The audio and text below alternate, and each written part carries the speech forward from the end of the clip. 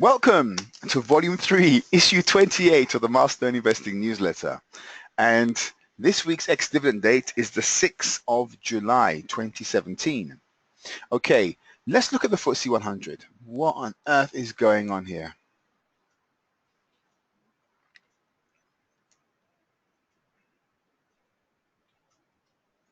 Okay, now we're looking at the FTSE 100 where each candlestick represents one day on this chart. And this was last week, right here. Last week Thursday when we went XD. So we went in on the Wednesday, and then we were in a down. We basically were in a downward momentum. But if you look at the channel we're in a down channel, and we're still technically inside that down channel even right now, even though it went green here. So what's going to happen? Let's look at last week. Last week Monday it was green, and then it went red, red, red, red, red, back to green. What's it going to do? I have no idea. Let's have a look at this from a weekly perspective. So I'm going to change to a weekly perspective. Let's see what's going on. Because what's important, we need to know what, oops, oh, that's not helpful. All right. What I'm going to do, I'm going to have to find another one. So I want to just get a perspective of where we are. And it's really important sometimes to just kind of get a perspective. Where are we in the long-term scheme of things? Where are we? So I'm going to go and get up a chart that allows me to show you that. And as you can see from the chart I just showed you, my one's all marked up, so it almost looks like graffiti all over it. But while that's coming up, so we had a massive down turn, which would have helped all the short-term traders on the Thursday, and then Friday it kind of continued a downward motion, but not by much. Okay, much of it was overlapping. And then we had today, and today is up on Friday, but kind of nowhere in relation to the Thursday candlestick. So really, we haven't decided yet what we want to do, other than it's retraced. And what the word retrace means is that we basically, whenever the market goes, it does a zigzag. It goes down. Imagine the market's falling. It'll go down, down, down, up, down, down, down, up, down, down, down, up. If it's going up, it'll go up, up, up, down, up, up, up, down, and so on and so forth, right? That's the pattern. And so when it retraces, it just does that little backward step before it continues going where it's going. And so that green candlestick for today looks like it could either be a retracement, which means it's going to continue falling, or it's going to be a consolidation pattern, beginning of consolidation, which means it's going to just stop falling, and it will decide from there, basically go sideways. It can go sideways from here. So it's just consolidating, almost like taking a breather before it starts moving again in a certain direction, or it could go up. So there's three things it can do. Right, let me just go to this weekly perspective so we can get an overview, because I want to see where are we in the scheme of things. Where are we? Okay. So if I move this blue line to here, that represents the highest it's ever been. Let me get rid of this one. Okay. So we can see on a weekly perspective, we're kind of just easing off, and that's what's going on there. If I look at it from a monthly perspective, this should be a smoother movement. Let's have a look. Okay, so if we look at it from monthly, up, up, up, kind of gently going up, come back down again, then it roars up. And really, we're just off the top. Now, hit the roof here, came down here, and here is where we are now. And this is basically, obviously we're only 2 days into, or first day into July, first weekday in July. So this is not really representative of anything yet. If we look at the MACD, we can see MACD is basically saying that it's kind of starting to, it's basically stopped rising. It stopped rising. If we look here, we can see again it's just going sideways. But if we look at the moving average in the middle of the Bollinger, this one has got an upward trajectory. But this little candlestick here, if it continues and it continues down towards the middle section, then we know that upward movement's over. So if we remember what it does, it likes to hug the outer bands. So here, it was hugging the outer band here, then it dropped to the lower band, then it went back into the middle to cross the upper band. It's been doing that now. Obviously it's pulled away from the upper band, right here and right here, it's pulled away. So this could mean it's going to come down to the middle and then drop down, or it hit the middle and go back up again, but we will see. None of it's obvious. Here's an example of where it hit. It was here at the bottom, hit the middle band with the moving average, and then came back down again. So it can do whatever it likes. Okay, and then it continued right through the moving average. So as yet, don't know yet. However, if you look at the stock market from a macro perspective, in fact, let me do that. Let me just show you what the market looks like if we take it back over 20-year cycle. Let's see what we can see from a 20-year cycle. We can see here we had a peak, and this peak was a dot-com bubble. For those of you old enough to remember, in the year 2000, we had an investment in a dot-com company before they were mature, and then it all fell apart.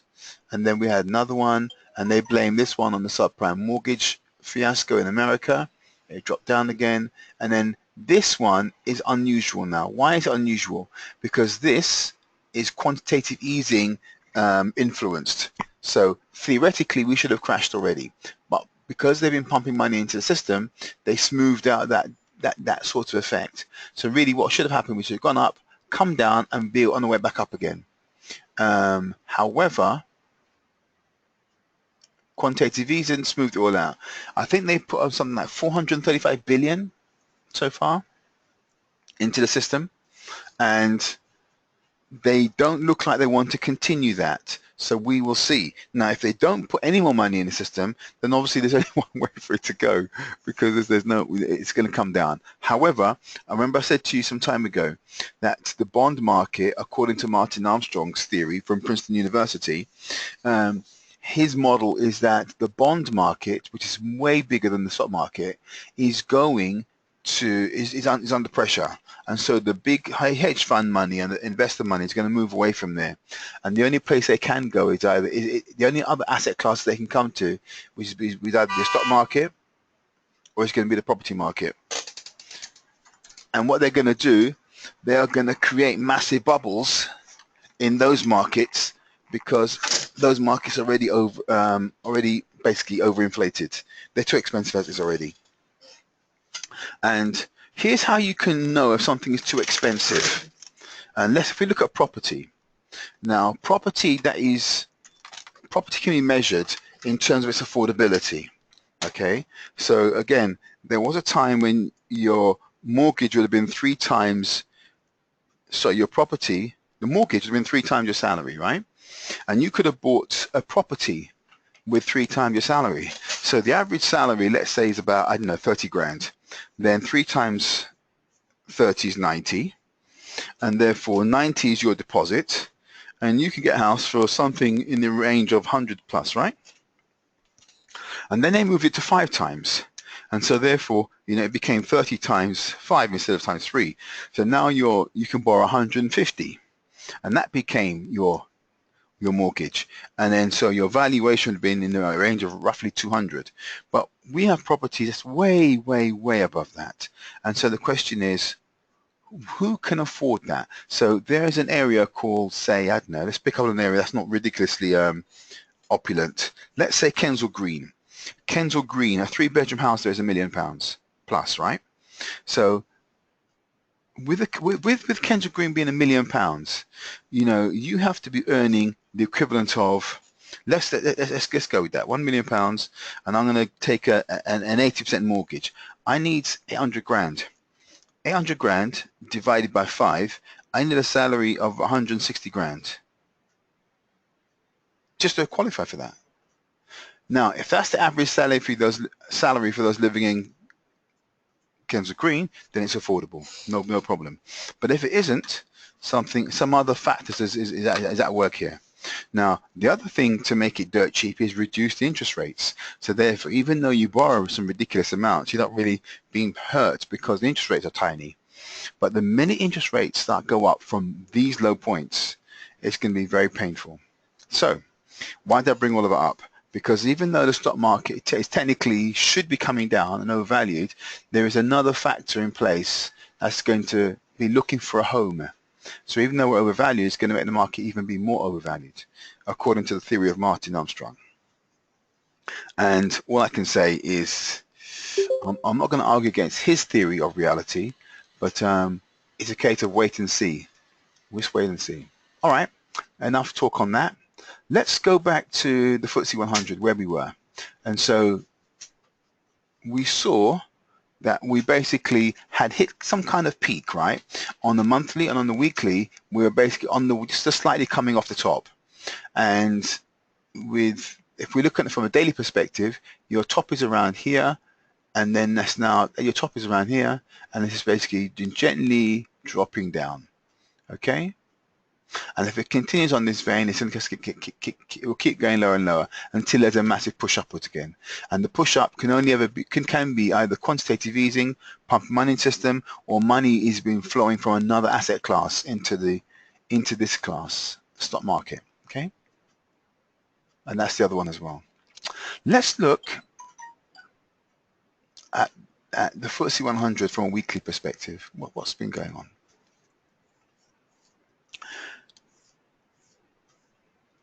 Okay, Wednesday is here. Market fell, jumped back up again, went sideways for a while, then fell. That was Wednesday. That was our Wednesday experience. And the market moved then in a 60-point range, okay? 60 points from top to bottom. Then, and it just trickled up slowly overnight. Bang, comes 8 o'clock. And we go XD, it makes a big, massive push upwards, which affects some stock, and then it started to come down. Come down, come down, come down.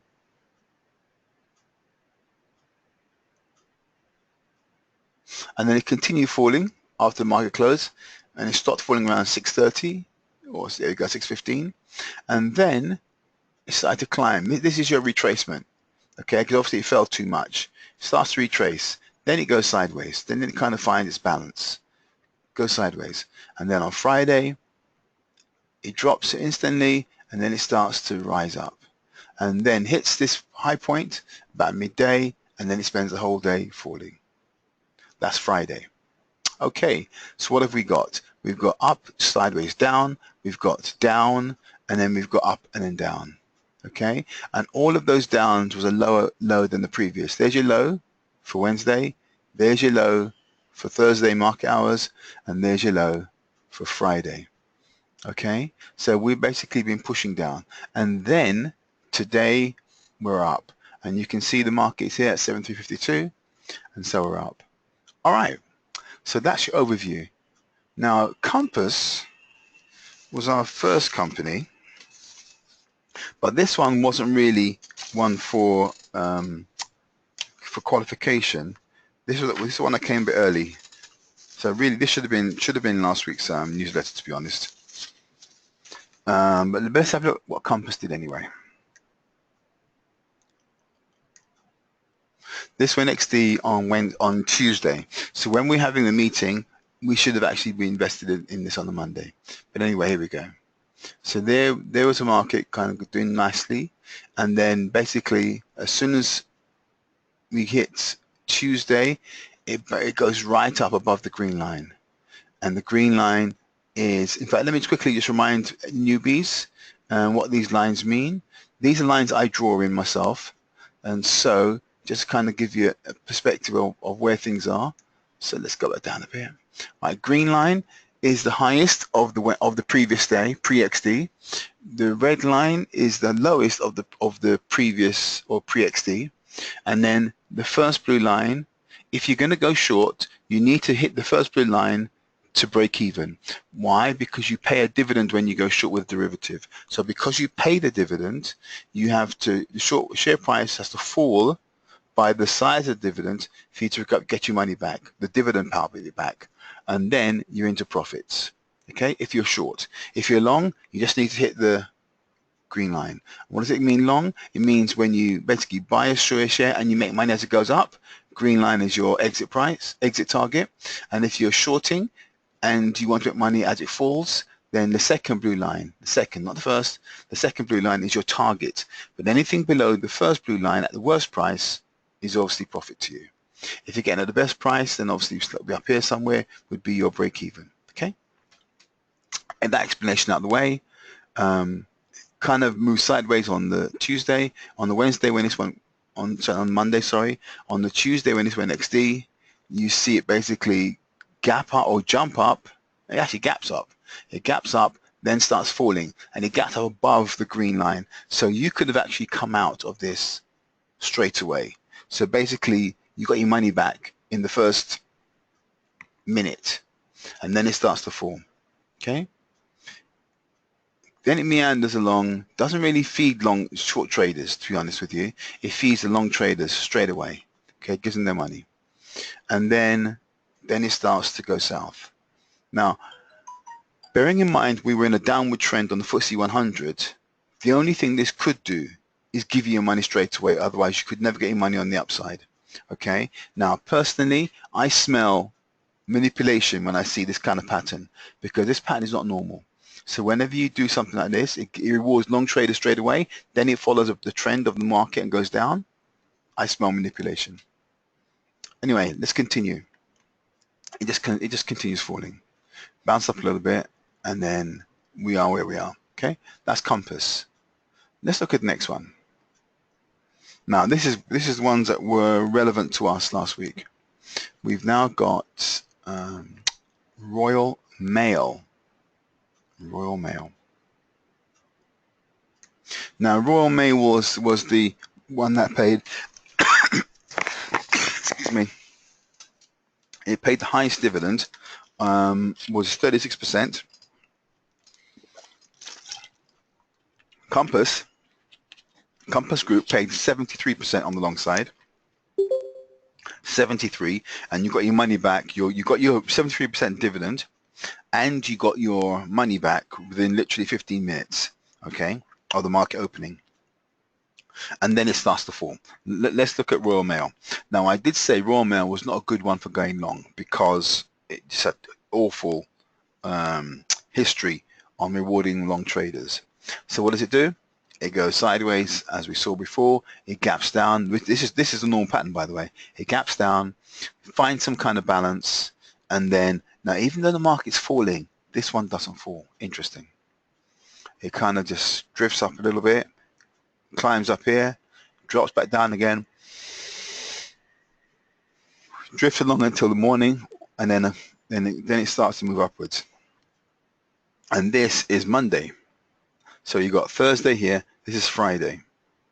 So even though the market's falling, it's kind of sideways drifting up, and then the market rises sharply, and it practically does nothing, ignores it, and it starts to rise in the afternoon. Okay, so it follows a FTSE here, but it doesn't do it here. Now Royal Mail on the long side was delivering about 36%. And had you hit your targets here or below, you'd made money. So this one doesn't reward anyone. It doesn't reward long traders yet.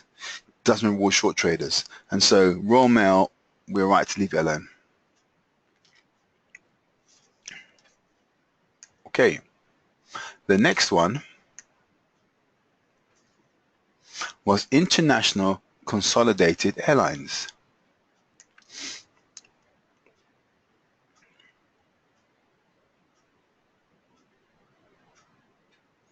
Now this is really messy, so I don't even know what to tell you on this one, other than to say, look, here is a little rule of thumb I'm going to share with you now. Whenever I see these patterns, I just leave them alone. So here we go, or ride the money on the day itself. International Consolidated Airlines is going to pay a dividend of 10p, right? So we know we're looking for a 10p drop, but if the market moves way more than that, then you might as well just take your money on the day. So what does it do? It starts about 603 and ends at 632. So it basically moves by 29 points. Now, when the market is moving 29 points and you're trying to get 10p out of it, you know that the volatility of that stock itself is not going to, especially if it works against you, will hurt you. Okay? And so this one rides right up. Let me just double check what we said with this one.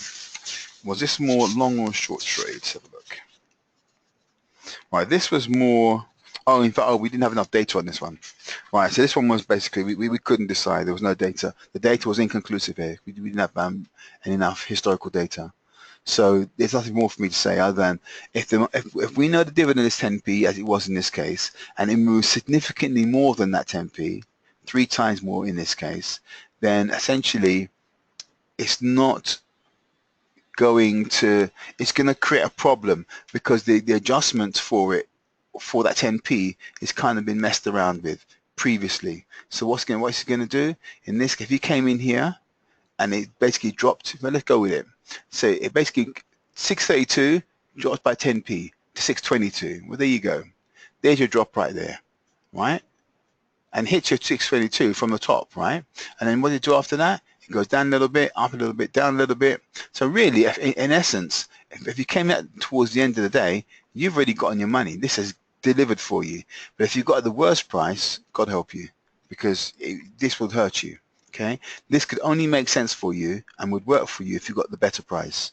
And the only way that could have happened was in the end of the day, you just went basically short. So if you were shorting and you decided, you know what, I'm going to wait until it's, obviously if it's climbing, here's the rule, you short at the ceiling, right? So if you see it climbing, you're not at the ceiling, okay? You're not at the ceiling, just got to wait. And then you see it climbing, and then it hits the ceiling here before the market closes, then you can short. If you do that, then now you've got your money, okay? And then obviously when it falls down here, you're clearly into your target profit. So this one rewards the short traders at the best price, but not at the worst price. And then it stabilizes into this kind of no man's zone. Right, that's international consolidated. Again, we didn't have enough historical data on that, so no comment. The next one was Babcock International. Let's have a look at this one.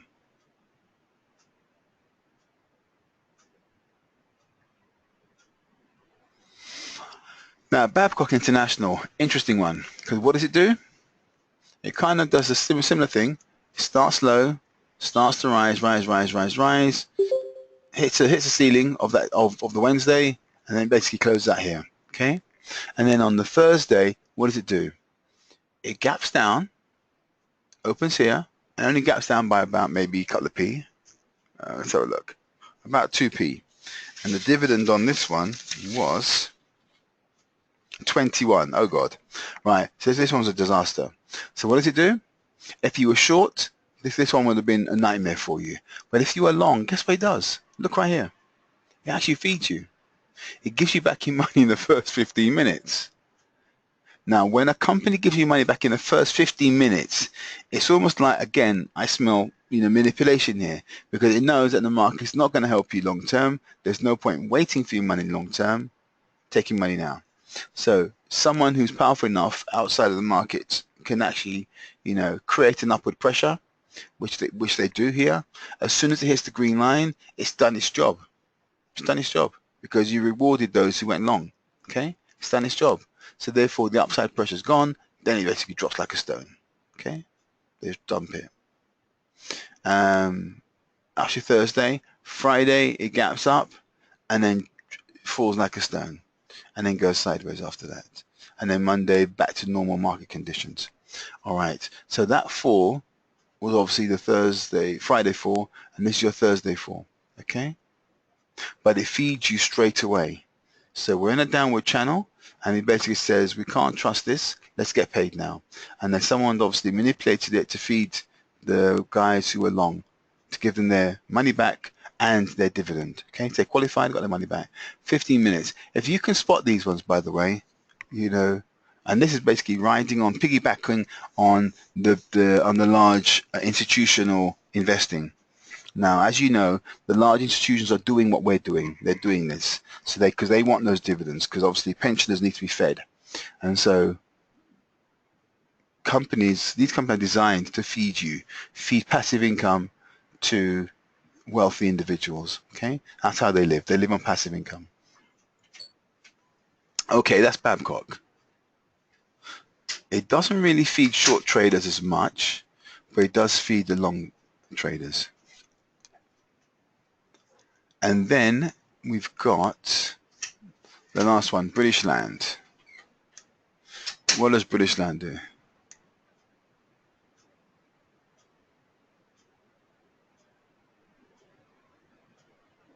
Okay, here's British Land. Again, it moves along sideways, then it starts to fall from about maybe 2 o'clock onwards, I think it is. What time is it? There we go, there you go, 2 o'clock onwards, it starts to fall, hits the base, and then when it comes to XD, it opens practically only, what, 2 points down? 2 points, and this one paid a dividend of 7.3p. Again, not a big enough fall from the low. From the high, clearly, but not from the low. This one is a 10-point movement from high to low on the Wednesday, and it's paying out 7.3, so that's not too bad. But you don't want it to be like 3 or 4 times more than dividend, because then that makes it a bit too volatile. But anyway, it does fall significantly. So if you were shorting, you would have made your profit on the Wednesday. You could have closed that and not waste any more time. All right. Anyway, what does it do? It gaps down a little bit. So clearly, it's not taking the lowest price. It's taking some other price here as being the considered appropriate price, and then basically it kind of drifts down. In the afternoon, it drops down some more, and then it stabilizes. And then on Friday, it gaps down some more, and it puts you into the profit zone, by the way, because you're below the first blue line. You're in the profit zone for the worst price, but you're in the profit zone, obviously, at the best price. So at the best price, everybody made money, and at the worst price, you made money, but not your target. And then it starts to recover. Literally, it starts to recover. And then it hasn't recovered yet, but it's kind of messing around. Now, if I go back to this one, British Land, what do we say? And I did prefer this one, to be honest with you, because I think historically British Land is a good, what recovers quite well. 63% of the time, this one recovers within a week. All right? 72% of the time, it doesn't. Sorry, 27% of the time, sorry.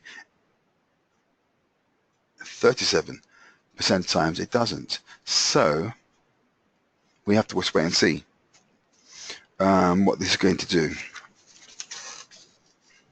But for short traders, it rewards you. Okay. Now, what did we say about this one for short traders? Last week we said, I'm just going to, all right, this one we said on day 32, sorry, on day 2, beg your pardon, you got a 50% chance of making money on day 2. I didn't really highlight it, but obviously 52 is above 50-50. All right, so that was our last week experience. Had you gone on the wrong side of it, a hedge or getting out quickly would have been the appropriate course of action to take. All right, what is going on this week? Let's have a look.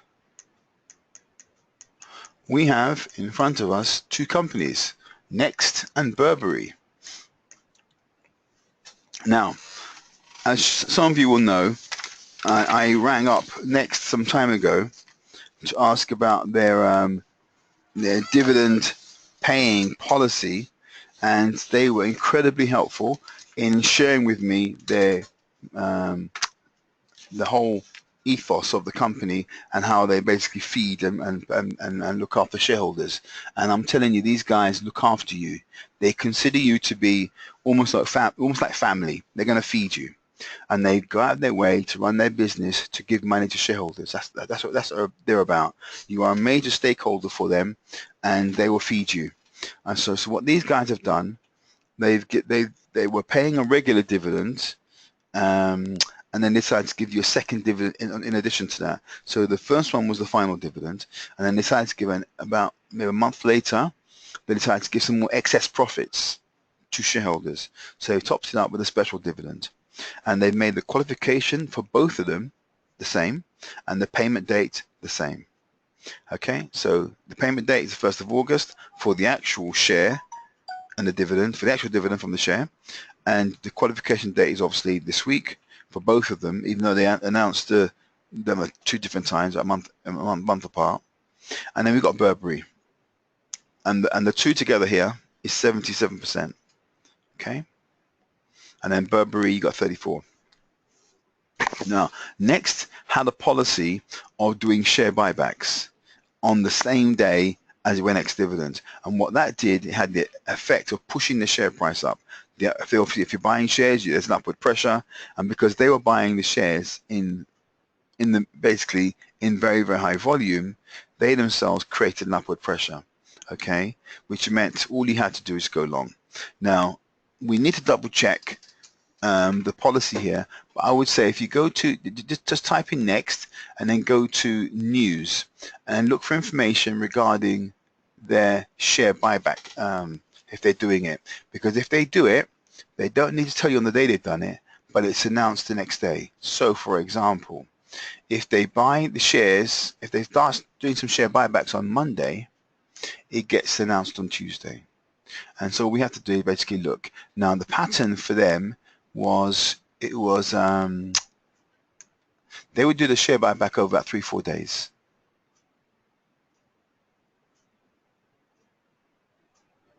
About 3-4 days, they would be buying the shares. And so effectively, by the Wednesday, we would know if they were actually doing this. And then we could take an appropriate action, the appropriate course of action to handle what we wanted to do.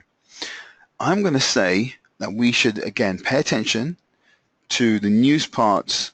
So for the newbies, when you go into your find on your platform, type in next, and then you go to the part that says news, and then start looking for any news that's coming out saying if they're doing any buybacks. According to what I'm looking at now, they haven't started doing it yet, but I would keep looking until the Wednesday to double check. They're not starting that. But if that's the case, then I would say that if you're going to go long, obviously, then all just go long. But what you want to do is maybe, just in case, you want to hedge this one so that you don't lose any money on the drop. Okay, you hedge it so that you just don't lose any money. And you might want to just reduce your stake a little bit, and then basically give yourself the money, the room to hedge it. So, well, how would you do this? On the Wednesday, if you're going to do this. I'm not saying you should. So you decide what you want to do. But what you would do, or I would do, is I would go long on Wednesday. Okay, so I'm receiving the dividend. Now, on the Thursday, it's going to fall, so I'm going to basically receive the money, and I'm going to get a reduction in my share price, which means effectively they're neutralizing each other, okay? And so you end up with basically nothing if it falls by far enough. So what I would do, as soon as Thursday comes along, I will short the stock. Short it, so you stop yourself from losing money. So as it's falling, you're making money on the fall. In other words, you arrest that fall, so you keep your dividend without suffering any share price reduction. As soon as it hits the floor and it looks like it stopped falling, then you can get rid of your hedge. Okay, that way you stop yourself from having any reduction in your fund because of that. That's what you do if you're going to go long. Okay. Just receive the 77% and then stop yourself from, having that effect. And then when you see it start to rise, and let me look at what's the percentage of this one rising before I commit you to an action that might not be good. Let's have a look. Okay, 61%. All right, it's not brilliant. It's not brilliant. But you know what?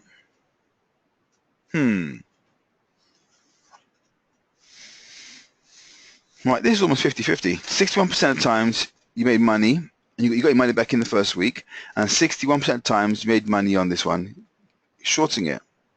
So you could just pick up the dividend and short it. And then, as it starts to rise, which might take a few days, and we've got to watch the FTSE for this, by the way, but if it starts to rise, you can ride it up.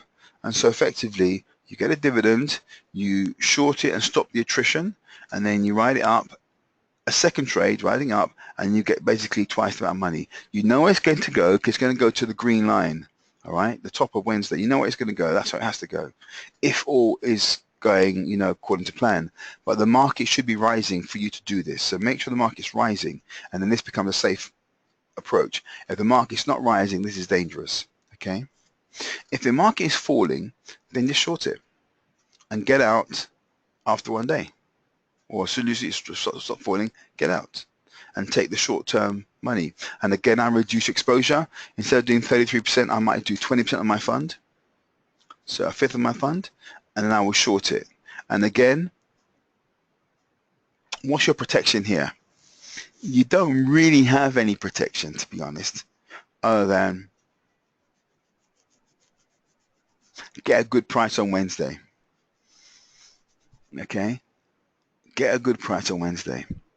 So if you get a good price on Wednesday, as you know, you're making money nearly 95% of the times. You're making money to get the best price by shorting this. But Next does have a nice track record of rewarding shareholders on the long side.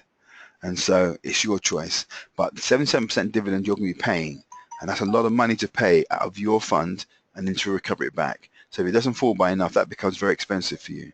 So again, that needs protecting. Okay, and if the market is rising heavily, I would be tempted to hedge this one as well. But the hedge going this way round won't be as effective as when you're long, you know, going short. It's not as effective because the upside momentum is not guaranteed, whereas the downside is. Okay, so that is those two. Let me read some stats now. So let's just have a look. Had you gone long with Next in the last 6 years? You had 18 opportunities. Now, why 18? That's a bit more, because there are some times when this company paid you special dividends. And so the special dividends, sometimes 4 times a year, 2 dividends and an interim and final. So you got 4 times a year, sometimes twice a year, other times. So in the last 6 years, you had 18 opportunities to do this strategy, pick up dividends. 11 of those 18, which is 61% of the times, you got your money back within 1 week. 5 times, which is 28%, you got your money back within a month. And twice, which is 11%, you've not received your money back at all on this one. And the days that's expired since then are 205 days and 569 days. So the 569 days clearly is way over a year, nearly 2 years, that one. And 200 days is for the other one. And so if it goes horribly, if it doesn't recover, this one can actually go really horribly wrong. Okay, but on the whole, Next rewards you for going long most times. Okay, and if we just compare just the recovering within a month and not getting money back at all, we're looking at 89% getting your money back within a month and 11% not getting money back at all. So it's still erring on the side of it's still a good one for long traders. Okay, what would happen if you shorted this stock? Well, if you shorted it, 11 times out of 18, you made money on day one, shorting it. And your return on investment would have been anywhere between 1% and 31%. And on day 2, 2 days later, on the ex-dividend day, which is the Friday for us, or Friday, we've got 10 times out of 18, which is 56%, you get your money back. So you make money on day 2. And the return is anywhere between 4% and 58% on day 2. Okay, so this one can reward you either way, going short, going long. This one has a track record of rewarding you either way. Okay, so if you were going to short this one only initially, then the way to play this one, as long as all things are equal, write it down and write it back up again. Okay, but wait for it to go up. Don't just jump in there and then, you know, be unhappy afterwards. Wait for it to start to rise, and then you can write it up because you know where it's going to go. Okay, so you can do this double effect with next. All right, what about Burberry? Well, in the last 6 years, you had 11 opportunities to trade this one, and again, they pay dividends twice a year. 7 times out of 11, which is 64% of the time, you got your money back within a week, and 4 out of 11, you got your money back within a month. The most you had to wait was 14 days, which is 2 weeks. So Burberry is another one, which basically is really good for going long. And you don't, in this particular case, it never not gave back your money in the last 6 years. So you can practically say, based on that data, this one is even more certain on the long side. Okay, because within 2 weeks, you got your money back, period. Okay, because longest you had to wait it was 14 days. And 100% of the time, you got your money back within 12 days, 14 days, sorry, 2 weeks, you got your money back. So this one is a long-term, is a good one for going long. What about going short? Well, 3 times out of 11, which is 27%, you made money on day 1. And 5 times out of 11, 5 times out of 11, you made, which is 45% of times, you made money on day 2. So Burberry is not one to be going short with. So it's only long for Burberry only. Okay, if you're going to go with this one at all. Let's have a look at some fundamentals so we can just see what's going on with this company. Next, oops. Now Next usually has quite strong fundamentals. So let's see if they're still in good shape. We have, here we go, 3.5, 3.6 billion, 3.7 billion is up, 400, say 4 billion is up, 4.2 billion is up, and then drops to 4.1 billion. So it basically shades off about, a few hundred million. All right, here. And then profits, 6 to 7 million, 695 million, and dividends come from profits, by the way. So this is more significant. 795 million, 836 million. So it's been rising the whole time. And then 2017, we've had this drop. And it drops here by 46 million pounds. Okay. So apart from the final year, this has basically been rising upwards. So either that's going to be taking a breather, or it's going to start to go down. We'll have to see. We'll have to see. Because it might have peaked now here in 2016, but we'll have to see. What does Burberry look like? What does Burberry look like? Okay, it's Burberry. Look at the turnover, 2 billion, 2.3 billion, 2.5 billion. Let's call that plateauing at 2.5 billion. And then it goes back up again, 2.7. Okay, it takes a breather here, and then it keeps on its upward march. Profits, 351 billion, 444 billion, 445 billion, 416 billion. It drops here, and then drops some more, 3.95 billion. So it goes up, and then it comes down. The turnover is going up, and the profits are going down. So they have additional costs that they're having to handle, or they mismanage something's going on. So they're either spending more to make the operations work, so not keeping their costs under control, or there's some one-off things they're writing off, which is basically cause this, but if it's a one-off things, it obviously won't repeat itself. So there's something going on here. But it's causing them to have less profit, even though they've got more money, more turnover going in. All right, but that's them. But at least you've got their turnover going up and their profit coming down. All right. That's them. In summary, next, 61% of the times you got your money back within a week. Had you gone short, 61% of the times you made money on day one and made money on day two, 56% of the times. And in the last 6 years, we're looking at this data. Now, this one, you can go either way.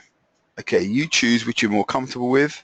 You can either pick up the dividend and then hedge the downside, or you can, short it, pay the dividend, and then rely on it to fall extra and then reward you on the upside. It's your choice. Do whichever one makes you comfortable and whichever one you feel just a bit more competent with. Okay? And when it comes to Burberry, well, you can get your money, according to this, there was no time at all in the last 6 years you didn't get your money back, and you got your money back 100 times within 2 weeks. Okay? 64% within 1 week, 100 within 2 weeks. And 27% times you made money on day one and 45 on day two. This is not a good one to be shorting. Okay? So that's horrible, historically. So you can go long here, you can go long here, and you can short that one. Your choice.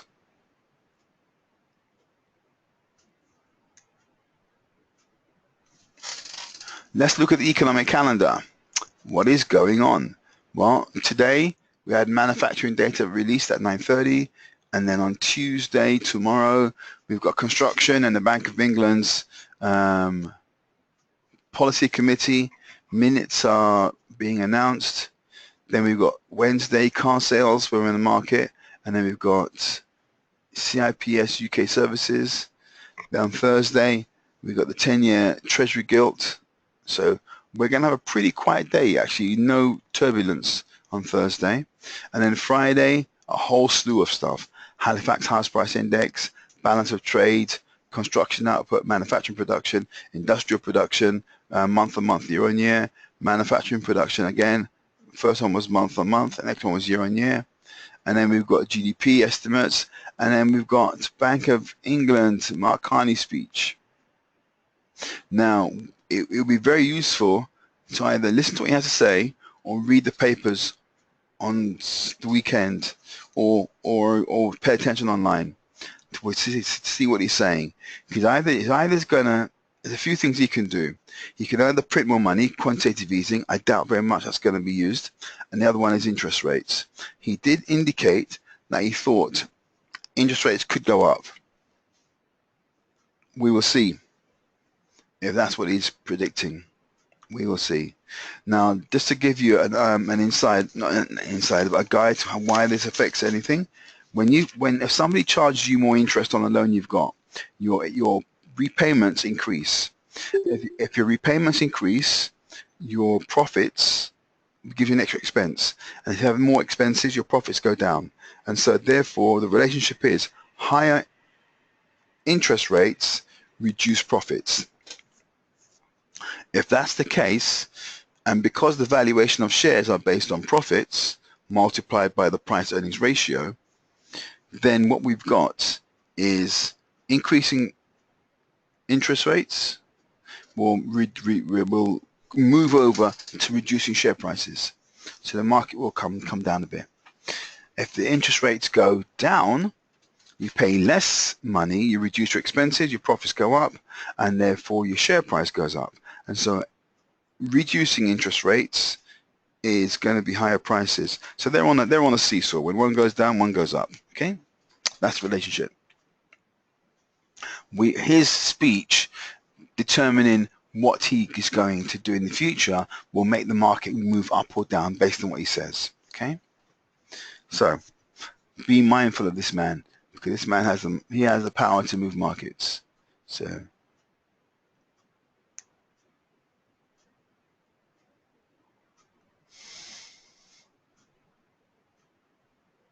okay, I'm going to read some words of wisdom. Oh, crystal ball gazing. There is nothing that's going to be happening next week in terms of dividend fishing, and so we can take a holiday next week. Nothing's happening yet. Now, for a company to pay dividends, for those of you who don't know, they have to announce They have to give 6 days advance notice. So therefore, by Friday, we will know if there's going to be an ex-dividend, if there's going to be any dividend payments next week. Friday's a cut-off point, so we'll know by Friday. But as of today, no one's paying any dividends. All right. The former president, Barack Obama, says these words: change will not come if we wait for someone, if we wait for some other person or some other time. We are the ones we've been waiting for. We are the change that we seek. We are the ones we've been waiting for. Now, there are some religious traditions that are waiting on a savior.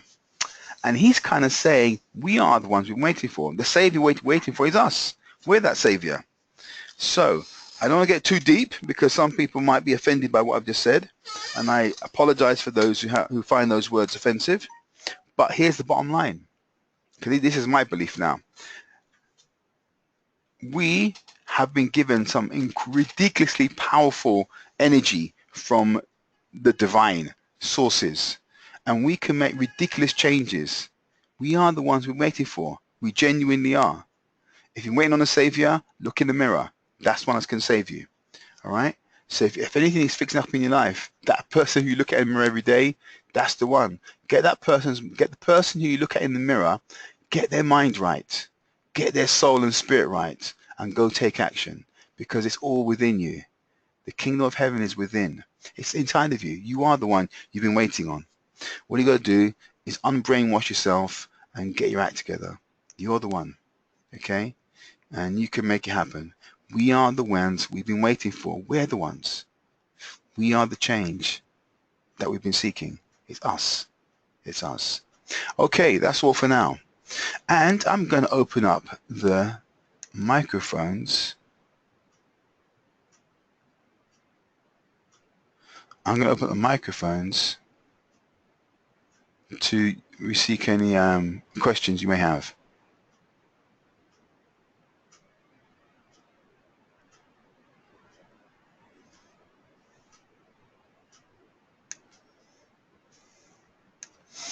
Okay, microphones are open. Any questions, anyone? I've got one from Michael. I don't know if you read his post this evening. Michael's post, let me read. Okay. He's going to be listening tomorrow, so we'd like the answer to his dilemma. Right, let's hear his things, that I can't see it. Can't see it, okay. What's his question? So what he's saying is that last week he almost got in on Tuesday's trade. And which company? Which company? He didn't say, but I'm assuming it's the one that whatever was recommended, because he normally goes with the recommendation. Okay. He doesn't go long; he goes short. So whichever one was recommended for short. Anyway, so what he said is, "Hi everyone, I was hoping to get in on the call tonight. However, he's busy." He said that last week he nearly got in on Tuesday and thought that it might rise on Wednesday, so he decided against it, and it was the wrong decision. So he said he got out on the second day when he thought it was better, it started to make a U-turn, and he actually lost more than he wanted to do. So what he's saying is that, is there any way, anything he can do to help him make that decision? Okay, so he must be talking about Babcock, right? Let's look at Babcock. Babcock, we said, was preferable 50-50 for 55% of the times you made money going short, as I said. Okay, on this one, and 45% of the times you would have done okay with this one going long historically. So Tuesday share price falls. Obviously he wants to short it, right? Shorting at the ceiling is the best thing to do. How would he have known it was the right thing to do on the Tuesday, look at your MACDs. Your MACD is telling you when the blue is underneath red, there's a downward pressure there. Until it crosses and goes up again, you're going down. So you could have just wrote it down, and until it crossed, it made him nervous. Then he could sold down, took the profit, right? That's one option. Then he comes in on Wednesday at some point, and he's obviously shorting it. Now, if he shorted it here, this is going to be very painful for him. All right. But again, why would you do that? Well, here it was going down, and then here it crossed, and it crossed around 9:45. Now, I've been in situations like this where on the Wednesday I'm shorting, and I realize I'm shorting at the floor. That's just too dangerous. I could ride it out if I wanted to, or you can just hedge it and get your money back, or you can close it and just wait. Take a hit, and then ride it up. Share. You can actually ride, go long, and then right at the end of the day, go short again. Close it and go short. Take a bit of profit here, and then go short. That's another way of handling that. Okay. So the question then becomes, and also you can tell from the day before, this one can move a lot. This one can move a lot. All right, so let's go back. So what he did, he was short here. This one, unfortunately for him, was one of the ones I said that was I thought was subject to manipulation, because what it did, it basically moved up very quickly and rewarded the long traders. And then after that, once it done its job of rewarding long traders and giving back their money, then basically they dumped the stock. They didn't need it anymore. And then it dropped, found some kind of balance, and basically it more or less zigzagged in a sideways direction from there. So his situation, if he was short, this would have been very painful, because he's now paid a dividend and he's also losing value here. This is a tough one to work with, because this would happen straight away. This is tough. So the ways to handle this one is to reduce your exposure. Let's have a look at what was Babcock. Babcock's dividend last week was 23%. All right, so that's not too bad. You can work with that. But that's a tough one. This requires two things, Bev. For an experienced trader, you hedge this one, and that's tough. I wouldn't even know what to say to you on this one. You can either hedge it, all right, or get out. And in fact, I would even say just get out. But this one's on anyway. So the minute you hit your 10% loss, get out. There's nothing you can do.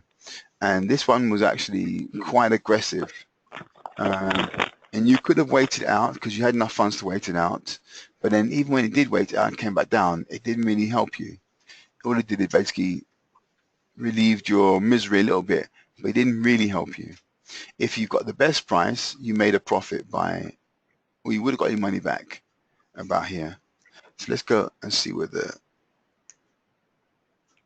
okay, maybe not actually. Right, here we go. There's your break even right here at the blue line. This one is horrible. Babcock would have been horrible.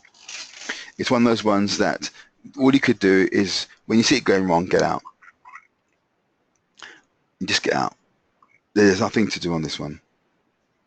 Actually, what happened with Babcock as well, this is Sean, by the way. Hi, Sean. They announced on the very day, the 29th, that they had been awarded massive contracts with Norwegian supplying aircrafts. So that maybe caused a rally. Of course it would. Of course it would. So that's probably why it didn't drop that much. But when you think about it, it gapped up, which is a Norwegian announcement, right? Now those contracts are going to be going into the future. So that's an upward pressure. So the question is, why did it even fall? I should have rose. But all it does, it hits the green line and then it falls. I'm suspicious, basically. Anyway. Probably that moment someone probably thought, yeah, got my money back. And exactly. I mean, the Norwegian airline or the Norwegian contract has a 15-minute effect. Come on, give me a break. And the contract would have been at least for next year's profits, not profits now.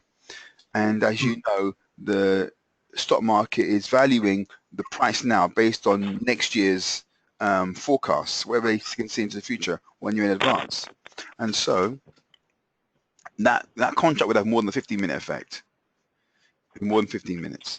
So I hear you, but you can do all kinds of things to manipulate the stock market because rumors make the market move, and then it may not even be true.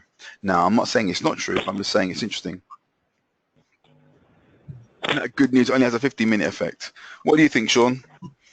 What, am I being Yeah. unreasonably pessimistic? No, I think that was very suspect when he announced it because what was it? I did only just notice it at about just something to 8 because I got out late that morning, and so it was like when they mentioned when I did see the tick over for that, I thought better stay away from that one for the time being. But yeah, and I did put it into the group as soon as I found out. But yeah, it was just it was a bit after 8 o'clock. But yeah, it was very suspect. But I think they done it eventually. Exactly. Look what it does. It goes up to the green light, and then it says, "Okay, thank you very much," and it's gone. It drops. That is not the behavior of a good contract next year or this year. That's not the behavior of a contract. I don't believe a word of it. But anyway, like everyone knows, rumors can move the market. And so I would say it's one of those convenient announcements. It's a convenient one. Mm.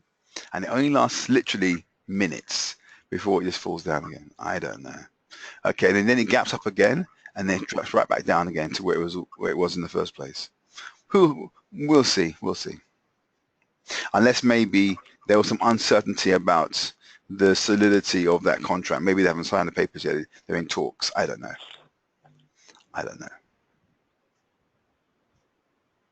In fact, did they say they signed? Was it firm or were they just in talks? It says the contract was awarded, and That's firm. That's firm. Yeah. Okay. Well, we will see, and we will see it in their turnover and their profit. No, well, maybe not profits, but we'll see it in their turnover. All right. That's that. Any other questions? And Bev, thanks for that question. Any other questions? Yeah. Hold on. I was going to ask about next because that one's got me really confused. Because I've been noticing in stocks. If you've looked over it since the beginning of the year, it's been in a very very sharp bearish motion. So I was like, I know usually they do their share buyback, and I noticed as well that they've got a very strong support at about the 3,800 area. So it makes me believe that depending on how the week goes along, it's a possibility that it could bounce back toward long traders. But at the same time, because they've got such a sharp bearish motion over the months, I'm a bit edgy about going with them this week. Okay. As you guys know, I'm a former accountant, so I personally like companies to have some reason to be going up or down. I like fundamentals, all right? And so if I look at their fundamentals, we know that they were doing okay until this year. And then this year, they started to fall, all right? So can we see that? And the answer is only here. From December 2015, they've been falling.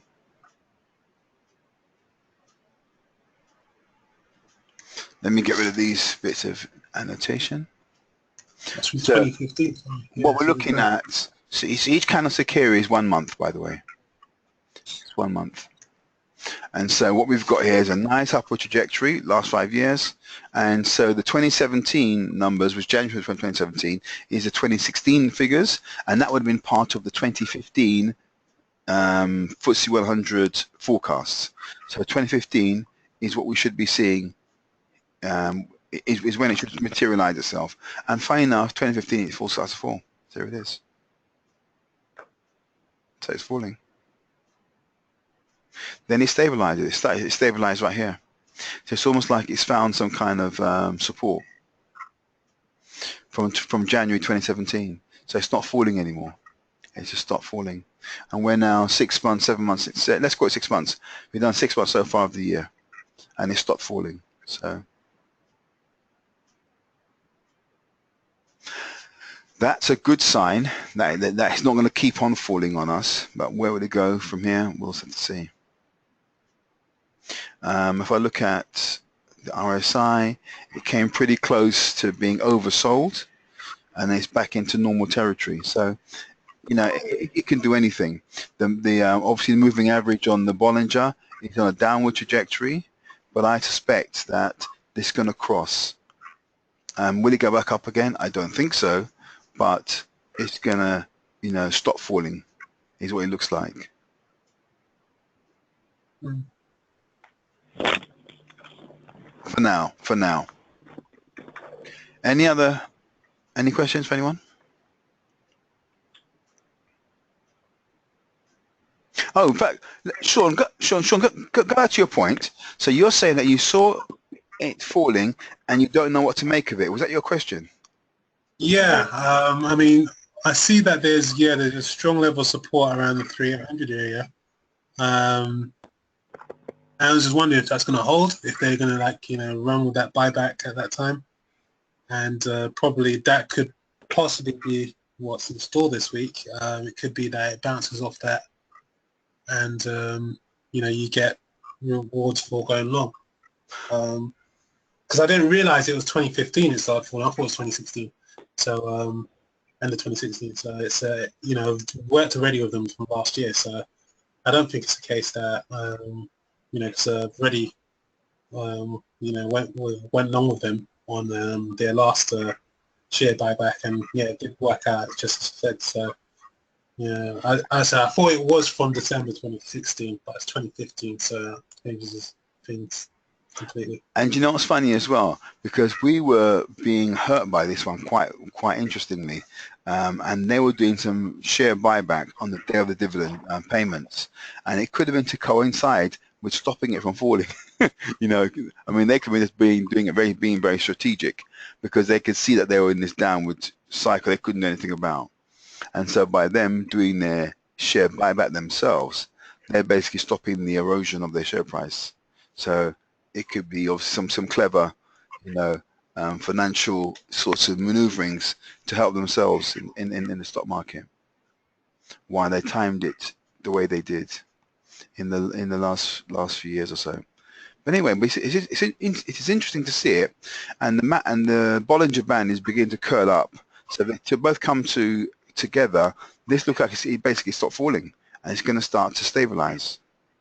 That's what that looks like. Obviously, we won't know that until a little way out. Let me just do an Ichimoku on this. Let me see what Ichimoku is telling us. Okay.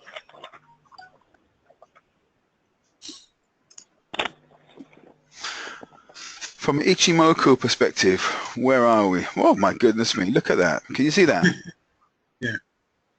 This is basically saying it's kind of got a bullish undertones. Now, if I go into the future, this is bullish. Oh my God. Yeah, very bullish. It doesn't go bearish until 2019. Very, very interesting. Prospect. Very interesting. Okay, so here's my reading. When you are falling into a green cloud, green means bullish, red means bearish. When you're falling into a green cloud, all it means, it can still fall, but the fall won't be hard. It'll be like a soft fall. So it's not aggressive. So this falling here is not going to be strong on the downside. That's basically what it's telling me. And obviously we can see right here it stopped falling. Now, if this continues, it's going to start to rise. So, Could be really good for a long run. Well, I'll tell you one thing though. Next, genuinely are a good company from a shareholder point of view because they will look after you. They have a policy of literally looking after shareholders, and you know, after speaking to them, personally, I know that is basically one of the reasons, or that's their thing. They basically, and obviously, and I know that they're doing it to ensure that their share price goes up, and they do really well, and it obviously to it has to coincide with them selling their stuff in the shops, obviously, and getting good results there. But ultimately, they do look after shareholders. So this is going to be a company that shareholders are going to be more likely to want to keep in the long run because they're basically you can trust them to look after you. Basically, you can trust them. That's what I would say to you. You can trust these guys to not stitch you up. Miles. Yeah. Hi, Tony here. Hi, Tony. Hi there. Just a quick question in terms of looking from an accountant's perspective in regards to some of their accounting fundamentals. Just want something I would need you just to explain. I've noted that in January, when they put their cash flow statement out, they got cash from financing activities, but it's minus 584 million. Okay. You carry on. So what I'm trying to understand is that are they borrowing money to finance this dividend with that, or are they taking it from their own reserve? What does that? It seems like quite a high figure in comparison. Okay. 500. I'm not looking at specific at number, but I would say this: when you look at the cash flow statement and it says that they're basically this is the net effect of their investments. What they're telling you is that they're actually spending that money, and that money is leaving their coffers to go to investments. Now that could be share buybacks, that could be just buying shops, because obviously they may be expanding their shops, but they're investing in something. And it's like if I go around buying loads of houses, that's going to have a net effect of me basically leaving money leaving my bank account and going to where it needs to go for me to get those houses. And so that's what you're looking at there. So there's a negative cash flow movement, but then that's basically it. Yeah, so because I'm looking at it and they've got cash operating activities, let's say 700 million. And then negative in terms of cash from the investing activities. So that's coming out, and the financing activities as well, leaving a net change in cash of minus 38 million. So they're going on a shopping spree basically. Now there are some companies, Net is not one of those by the way, but there are some companies that borrow the money to pay the dividends, you know. Yes, that's what I was wondering. I have to look into this one because I don't know the answer to your exact one, but there have been a few companies I was aware of where they could not afford to pay the dividends, but they didn't want their share price to go down, so they borrowed the money, paid the dividend, and then they basically just paid the repayments. So something like, it's basically here's equivalent. Imagine, for example, you want to pay someone £100,000 now. So you borrowed £100,000, you pay them the money now, and then you decide to pay that money back over 10 years. So the repayments is quite small on a monthly basis. So that's how they did it. Are they doing this? I don't know the answer. So I have to look into it and see. But if they are doing that, by the way, that's not a good sign. I'll tell you that right now. That's not a good sign. If they are borrowing the money to pay dividends, that's not a good sign. What you want them to do is be spend that kind of money for investments. So you want them to be going out and buying new stores or buying companies or something that basically generates money back into their coffers in the future. You want that money to be a cash flow positive going forward in the future. Yeah? In other words, you buy property, you want rental income. You want it to have that effect. You don't want them to be spending money, borrowing money to basically give it to us because there's no cash back from that activity going for in the future. You don't want that one. Does that make sense? It does. So that's it. any investments they're making, it should have the impact of giving them future income, not be a drain on their on them going into the future, because they're basically just, you know, it's almost like going on holiday on your credit card, because there's no income going to come back from that.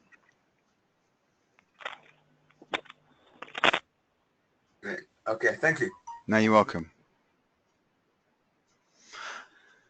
Any other questions? Oh, by the way, Tony, just if you're the curious type, you see what you've been reading out there?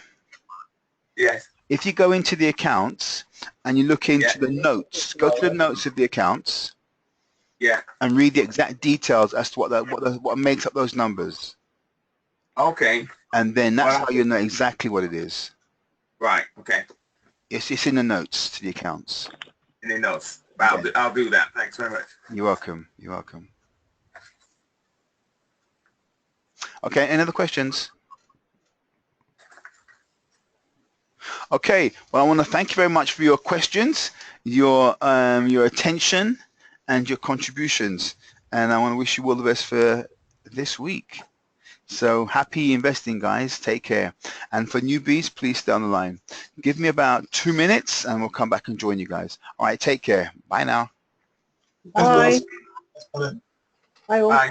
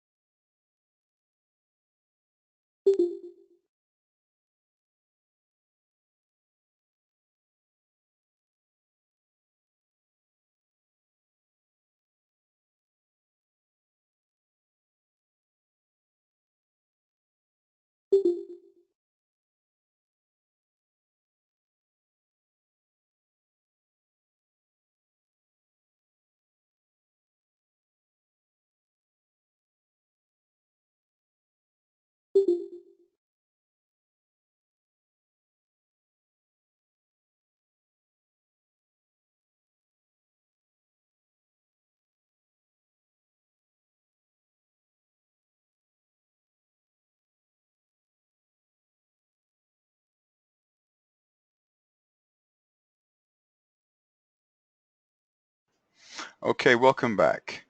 I'm going to take you off mute. Okay, what I'd like to do, because I got some feedback that the newsletter itself is not an easy read, right? And obviously it's important that you understand what you're looking at, otherwise it becomes too difficult to make the right decisions. So what I want to do is I want to go over some of the features. I want to go over some of the features that I go over, just so it becomes clear. And if you guys, and if you've also got any questions, you know, please let me address those as well today. Okay. Let me go to. So all of this should be explanatory. So I'll just go over it anyway. Okay. So you've got the company here. This is dividends they're going to pay. And they tell us anywhere between 6 weeks I'm sorry, 6 days and 3 months in advance. They tell us. So this is known. So let's look at let us compare this, for example, to say a property, right? When you buy in a property, I want to imagine that there's a tenant in there and they've got a 1-year contract, okay, 1-year contract, and you buy the house with the tenant in the place. They've already signed the contract for a year, so as long as they stay in the job, that money practically is guaranteed. Okay, they're going to continue paying that, and that's going to be the yield, or that'll be the amount they pay. What that can change is the house price. The house price can be either more or less than it was the previous month, depending on what market factors at play at the time when you want to buy the property. So the moving factor is the house price that moves. Okay, the rent is not going to move. If they've agreed to pay $2,000 a month, $3,000 a month, they're going to pay $2,000, $3,000 a month until the contract runs out. End of story. And so, and then when they re-sign a new contract, same again. All right. So that rent is guaranteed as long as they stay in a job. And if they don't stay in a job, you get rid of them and you put someone else who can pay it. That money is obviously yours. What's not guaranteed is the price of the house at any one time. The house price can go up, it can go down, it can stay the same. That's moving. And that's the same with the share price. Okay, so this part here, once they tell us they're going to pay the dividend, they're going to pay this dividend. This is guaranteed money right here. This is guaranteed. What's not guaranteed is the share price. Now, you might say, why is it relevant? Well, it's relevant to the yield, because if this goes down, the yield goes up. If this goes up, the yield goes down. Think of a seesaw effect. One is up, one is down. Okay, so ideally, you want to pay as little as possible for this rent or this dividend, as little as possible. Then you've got really good yields. Okay, and the yield is the relationship between the income and the price you pay for the asset to receive that income. Okay, the annual rent compared to the value of the property to get the property or the dividend and the yield on the property, and the same will be true for this one. It's that relationship. Now, because we're only paying a deposit, in this case 5% for the derivative, so you've got two instruments. One, you've got the actual share, which you pay 100% for, and then the derivative, you only pay a deposit. If you only pay a deposit, you're comparing it to your deposit, not to the full value. So you're only now comparing it to 5% of this, not to the full value of this. And if you do that, this then becomes the dividend, the derivative yield. Okay, it jumps by a multiple of 20. So it's equivalent of saying that times 20. Why 20? Because there are 20 lots of 5% and 100%. Okay, that's basically it. So you've got a leverage of 20. All right, so 4 times 20 is 80, and there you go. There's your number 80, or near enough. Okay, then I'm going to go over this basic one here. Here we go. They're going to pay the dividend on these days. Okay, for next it's this, February is this. But if you use a derivative, you get paid on next dividend date. Okay, so you get paid a month early in this case. So the share price gets paid here. The derivative gets paid here this week. So this Thursday you receive your dividends every with a derivative. Now I want to take you to this part, which might not be so easy to read, but I'm going to read it to you anyway. And this part I think is okay, but it's this part that causes trouble. So I'm going to read it all out. Had one bought next, which means gone long, for its dividends in the last 6 years, evidence shows these shares recovered their ex-dividend share price 11 times out of 18. When I was 61% of the times, okay, within 1 week, and 5 times out of 18 trades within a month. During this 6-year dividend window, there were 2 occasions, 205 and 569 days, where Next did not recover its pre-ex-dividend share price. That's okay, I think. And then this part, this is now going short. Had you, sorry, this is going long. So had you gone long using the CFD in the last 6 years, the downside risk post-tax dividend would have been between 23% and 103%, so 30%. What am I saying here? I'm saying that when the share price drops, because you got this, let's go here, let me show you. Let me show you a classic.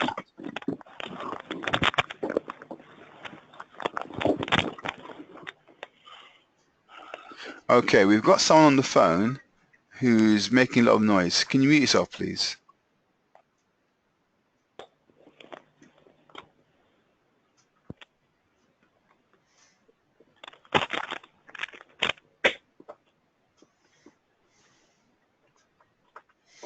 Right, let me get you a classic pattern, just so I can demonstrate this point. There we go.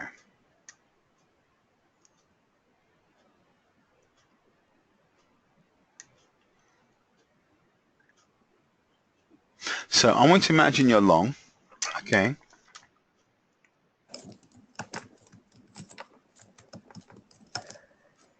So if you're long, any upside movement is profitable, and any downside movement is not profitable.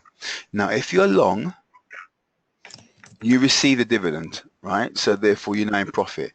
Then the share price drops, so now you're losing your upside profit, okay? You're losing some. And then this is what I'm describing here. I'm describing the drop here and what that means in terms of your percentage reduction in your fund size.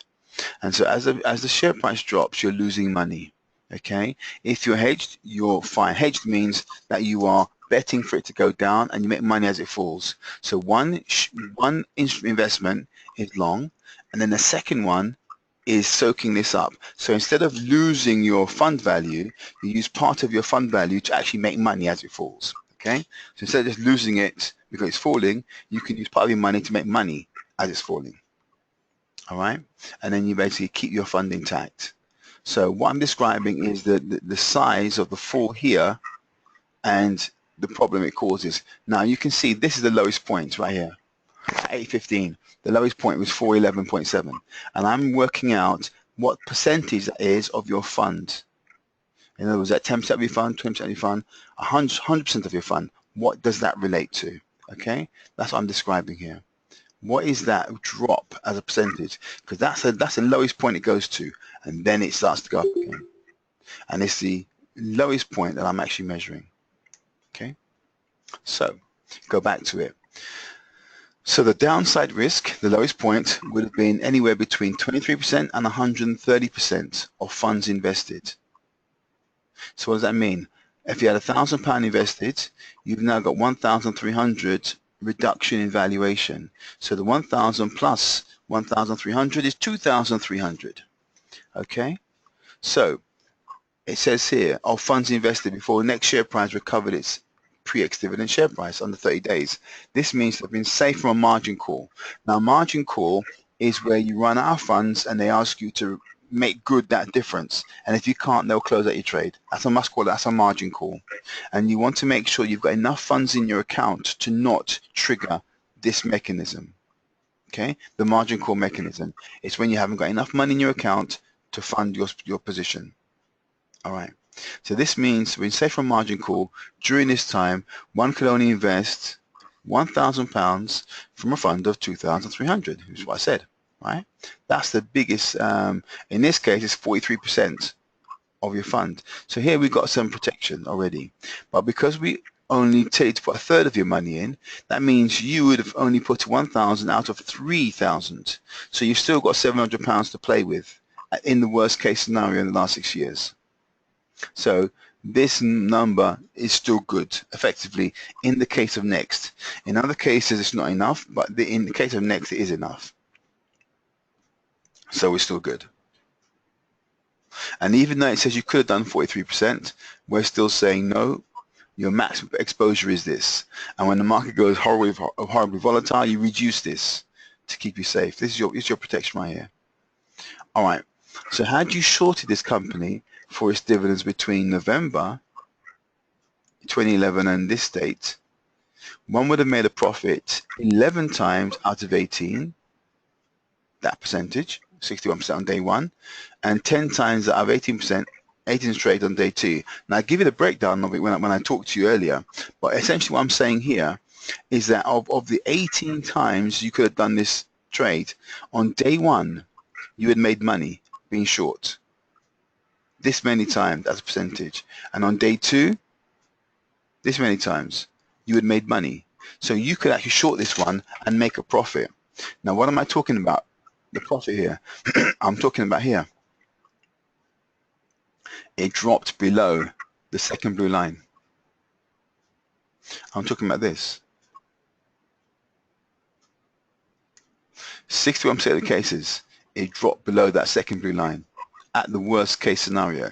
And I only ever take the worst case scenario. Why is that? Because if you can make money in the worst case scenario, you make money, period.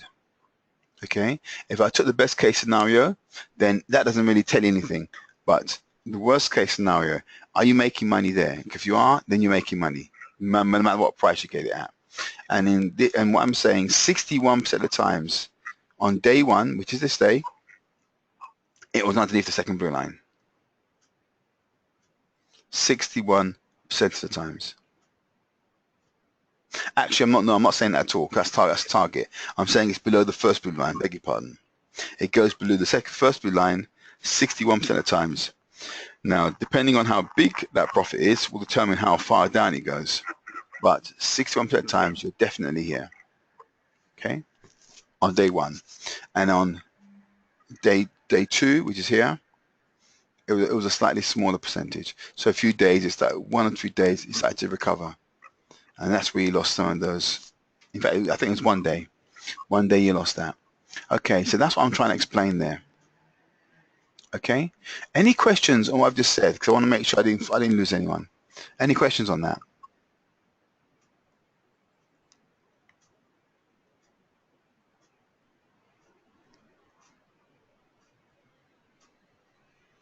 Everyone's gone silent. Are you all telling me? All right, tell you what, give me a show of hands then.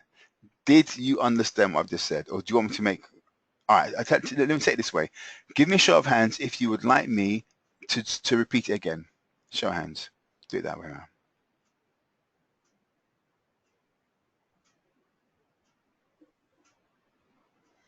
Right, no show of hands. So that was good then. All right, excellent.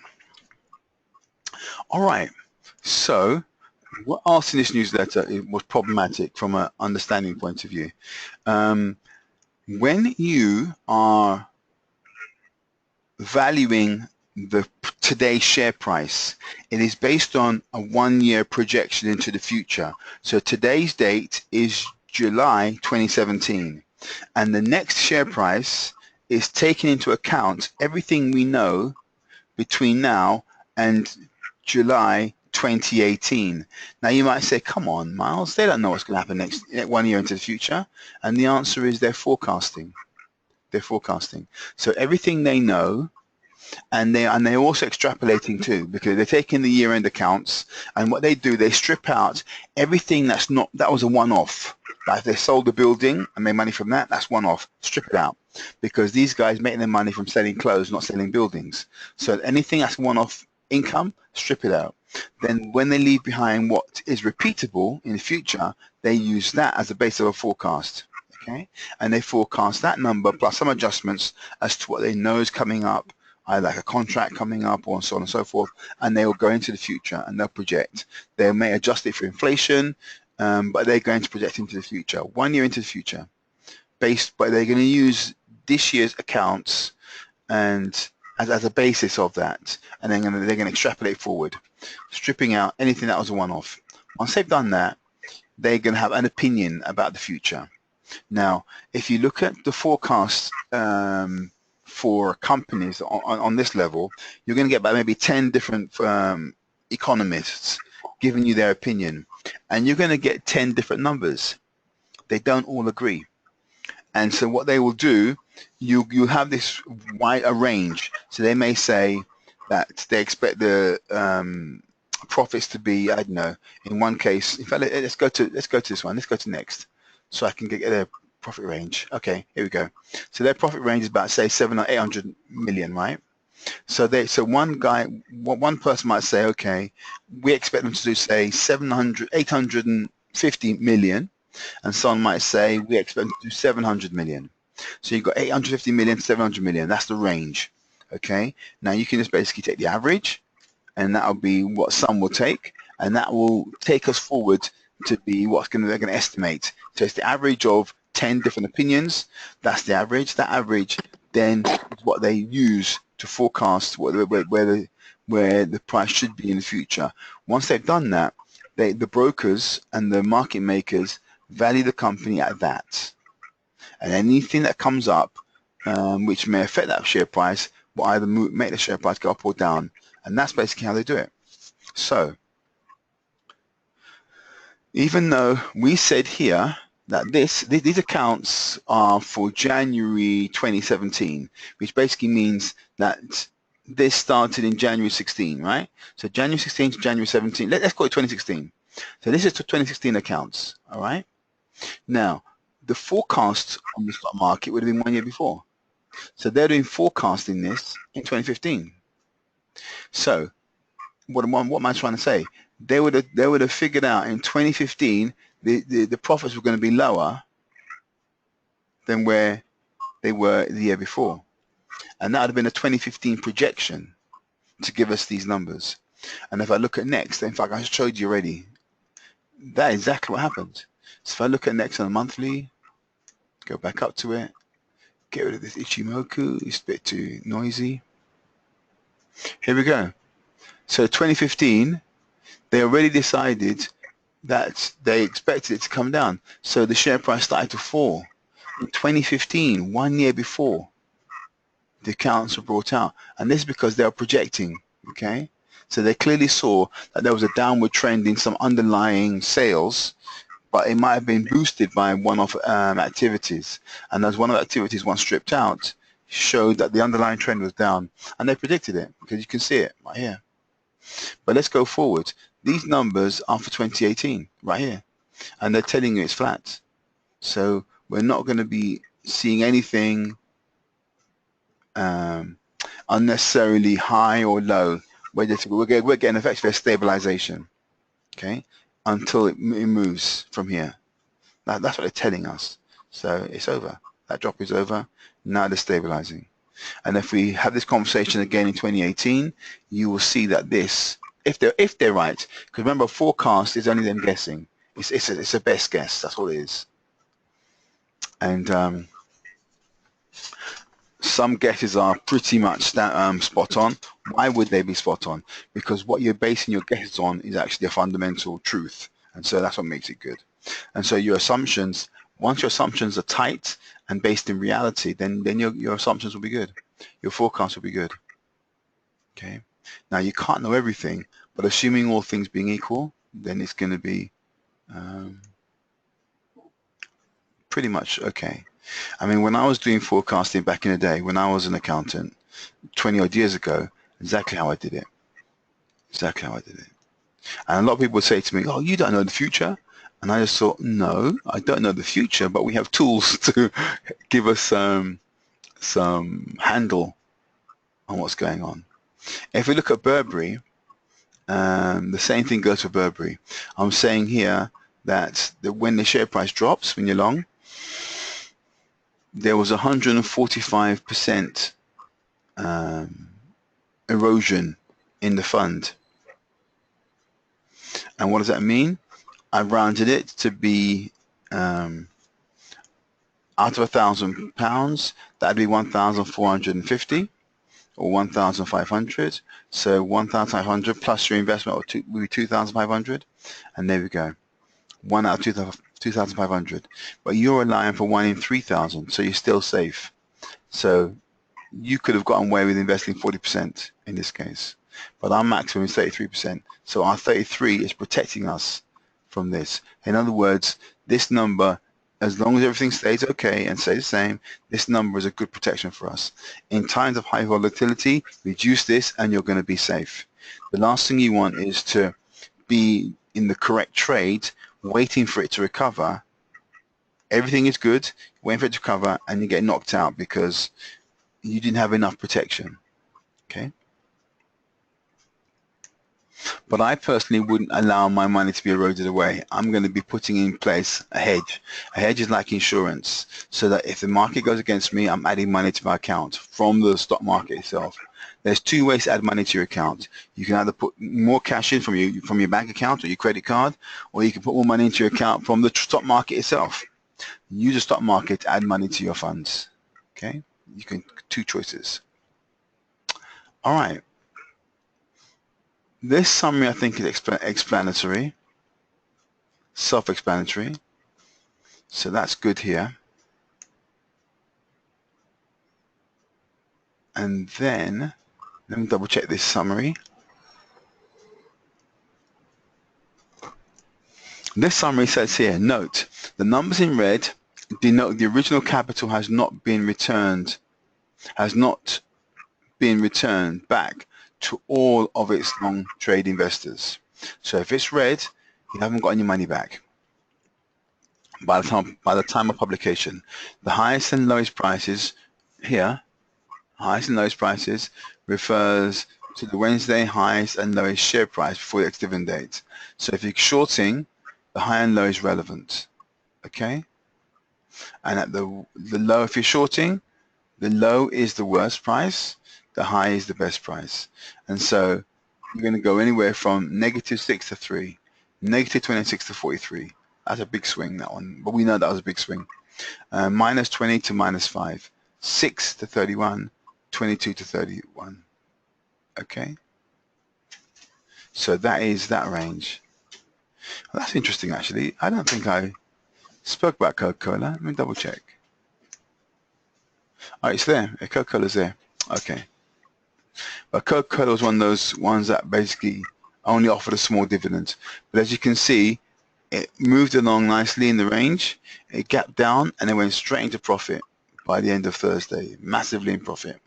Okay, so you're way, way below the target exit price, way below. And it comes back up again and it goes way below. So this is your pattern. We're actually trading this pattern. This is it right here. And then it does this for a little while and then it starts to recover on the upside. That could take a week, 2 weeks, 3 weeks. But here's the pattern. You get this money first. So short traders get fed first, ordinarily, and long traders get paid second. Now we saw Babcock, they received the money straight away, then it fell. And apparently there's some kind of announcement about some contract, which may be true, but then the timing of that announcement is how you might how one might manipulate it to give them what they needed to be receiving at the time. So when I see those patterns where the long traders get fed straight away, you kind of get a flash jump up and they just drop it down again. My question is why? Why?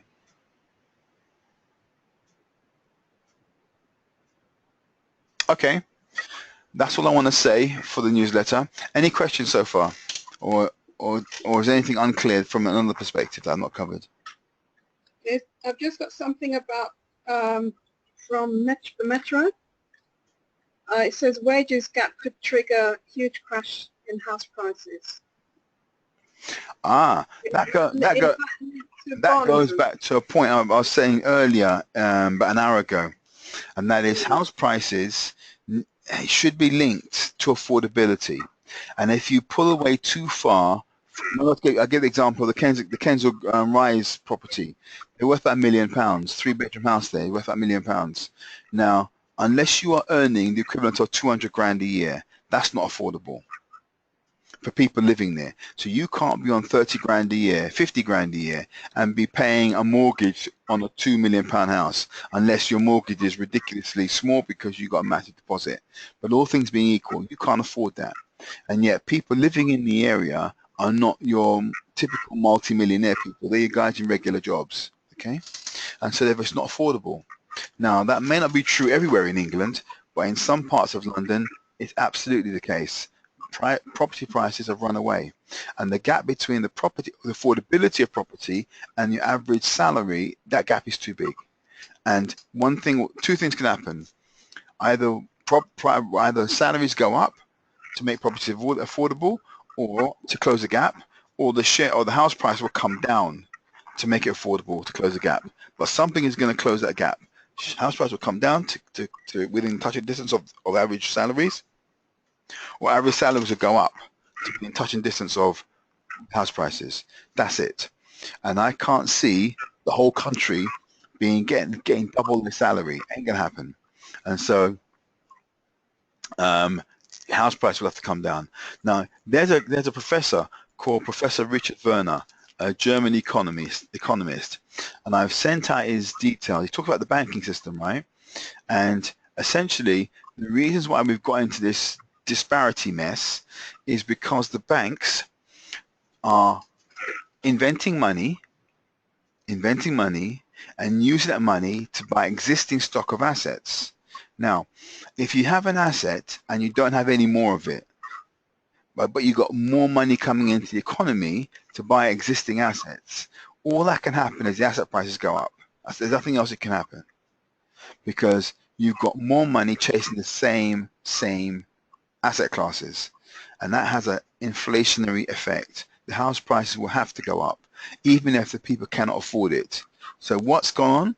The Bank of England, in trying to rescue the economy from a recession that we was kind of in, they pumped money into the system, and that money went into asset classes, and it made everyone who's holding those asset classes feel rich.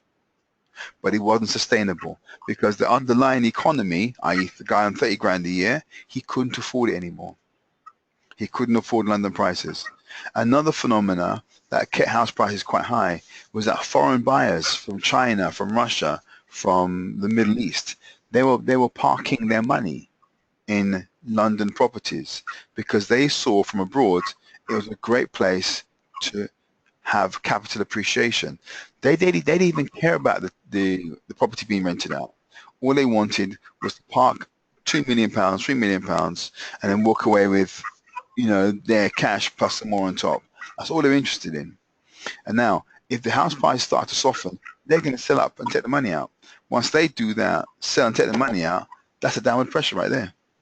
And if they do it in enough, enough of them do it together, and there's a stampede effect, you get a downward pressure.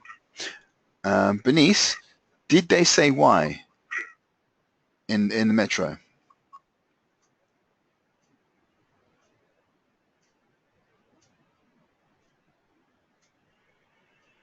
Okay, I think we've lost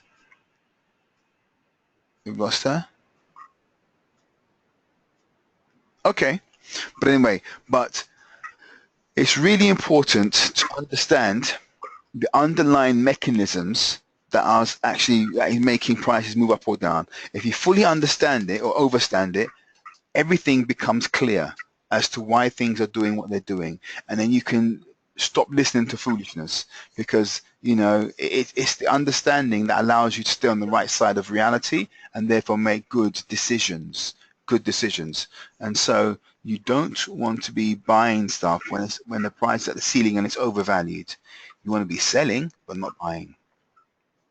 And when things are too cheap, that's the time to go shopping and start to buy. Okay, unless you're doing it for other reasons other than investments. So you want to buy assets cheap and then sell them when they're overpriced. All right. Any other questions? We're at 20. We're at 10 to 10 here. So I'm not sure I want to open up another subject here because it's getting a bit late. So any other questions? Someone like me to address or touch on? Let me see who's on this call. I want to double check we've got the right demographic. Yes, we have. Actually, you know what? No, this is a recording. So let me not be too political here. So I'll leave it there. All right. What I'd like to do is to thank you very much for your attention and your contribution, and also your questions. And I want to wish you all the best. What I want to do, we've got a newbie on the call, which I might be. I'm not sure I want to raise it yet.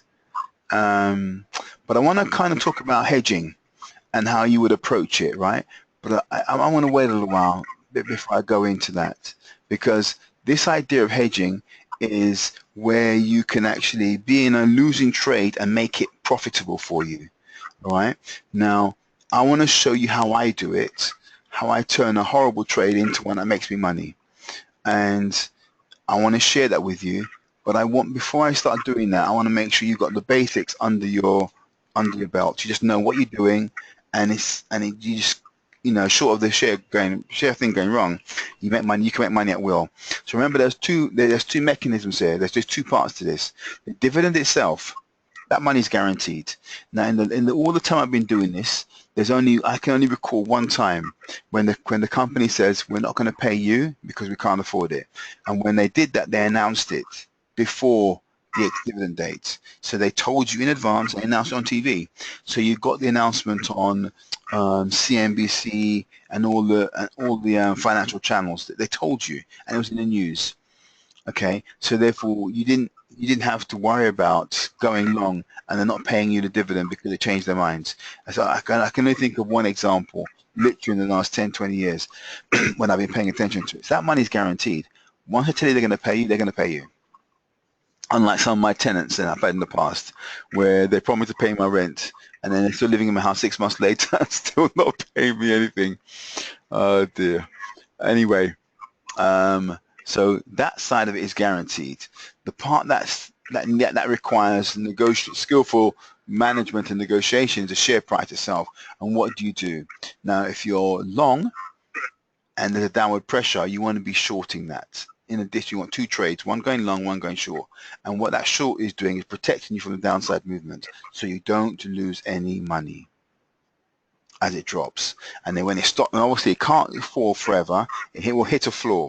There's like the share price can't go up forever, it will hit a ceiling. There's no such thing as a share price going to the heavens. It doesn't happen. It'll go up, hit a ceiling, and it'll come back down again. Okay, that's how they all work. And if I show you that again, the FTSE 100, do you remember the one I showed you what it looks like? Here we go. There's the FTSE 100 going back 20 years. And you can see it doesn't just go up forever. Look, it's going up, it's going up, going up, hits some kind of ceiling, and then starts to fall. Hits the floor, then it goes up again. Hits the ceiling, comes back down again. Hits the floor, goes back up again. Hits the ceiling, and then obviously it's going to hit a floor, all right? But it doesn't keep on going up forever. That's not how it works, okay? Now, in the scheme of things, it might be going up, like it might be going up, down, up, down, up, down, and over time it's rising, but it still is doing this oscillation thing, going up, coming down, going up, coming down, going up, coming down. But I tell you what's really interesting about the FTSE 100. This is telling me, with the exception of maybe coming from here, where is this? From maybe 2017. So really 2017 is the first time, and we're 6 months in 2017 now, it's the first time in 20 years it actually went above 7,000. The first time. So basically we've been in a sideways market for 20 years. And this so demonstrates the point that despite the last 20 years, and you guys will know what you were doing 20 years ago. You know, some of you were doing really, really well, and then you've gone backwards, and some have basically been making, completely brilliant strides going forward. However you were doing between now and 20 years in the past, the stock market itself, the economy itself, and this is the FTSE 100, and the FTSE 100 reflects the economy of the world. It's the world economy. Here we go. It's been going nowhere. In 20 years, it's gone nowhere. This is the first time it's broken this territory in history, and that was in 2017. All right. There's one thing I want to share with you. You want to check out, I know I've sent you the link, but I want to share it with you again because there's some insights in here that is so ridiculously powerful. If you get your head around what this guy is saying to you, there's an opportunity for those of you who are entrepreneurially minded to make an absolute mint. And it's Professor Richard Werner when he talks about the banking system. all right? He talked about the banking system, all right, and what they are designed to do and what they tell us they're doing compared to what they really are doing. And I've sent that link to you on your WhatsApps. If you can go back to it, Professor Richard Werner, because if you can get your head around, obviously, if it's above your head and you don't care, then it doesn't matter. Forget about what he's saying. Don't worry about it.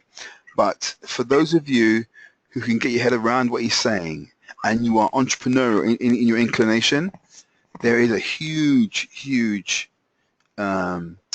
opportunity that he's actually spelling out, and it's massive. The opportunity he's spelling out, if you can hear what he's saying, is massive. It's absolutely massive. And anyway, I'll leave it there. Professor Richard Werner, when he talks about how the banking system works and what it's doing and what it's not doing. And by the way, here's a fundamental point. When you give your money to the bank, you are technically lending them money.